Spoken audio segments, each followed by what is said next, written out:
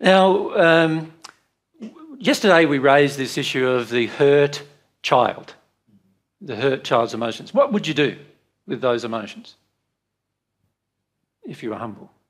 Eloise?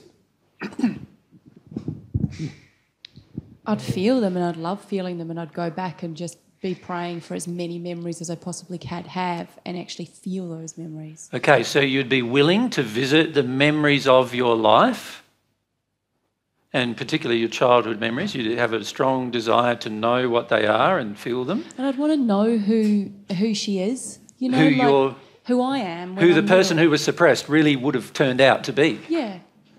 Yeah, it would be fantastic, wouldn't it? You'd want to know. What do most of us do instead of that? What do you do, Elizabeth? What I do is I go, nah, you stay out of the way, thanks. I don't even want to know about you. In fact, I don't even do that. I'm just like, nah, she doesn't even exist. Yeah, you keep her in a box. Totally. And you put the lid on her, put a few nails in the coffin and hope that it stays a coffin. Yeah. All right? That's not the way to love yourself. No. That child is hurt. That child needs your support, needs your love, tender care, needs your compassion, needs your honesty, needs so many things from you. Every time you put her or him in a box and then you nail it flat and then you bury it, right, you're doing exactly what your parents did with you. That's how you turned out to be the person you are right now. Your parents buried the real you by suppressing you, controlling you, resisting any of your development, telling you that you had to be what they wanted you to be, and so forth. And by the time that was all finished, the real you got buried somewhere, and now you're going to have to somehow unearth her or him and allow him or her to feel their emotions about that. That's what you would choose to do instead. Now, some of those emotions are going to be embarrassing, because they're like 3-year-old. And remember yesterday we said every emotion you feel when you're relating to a childhood experience is locked up at the age of the experience.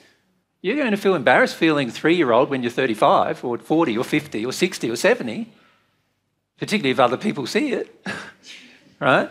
You think, oh, that little child, where did they come from? Right? But you need to get over that.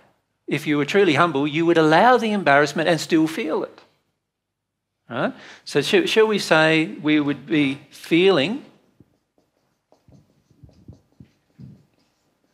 the hurt inner child? And I don't like to say, let's call him just the hurt child, because it's not inner, it's you. Right? It's a large part of the real you. Like inside of finding that person, you're also going to find a lot of very nice things about yourself that you never knew, because all of those things got suppressed as well. And unless you're willing to let that person, he or she, have her way with you, you're not going to be able to even come to know who you are. Right? Your parents chose to suppress that person, control that person, put that person in a box and bury it. And you need to choose to do the opposite. If you're going to be humble, you would choose to do the opposite to that. All right?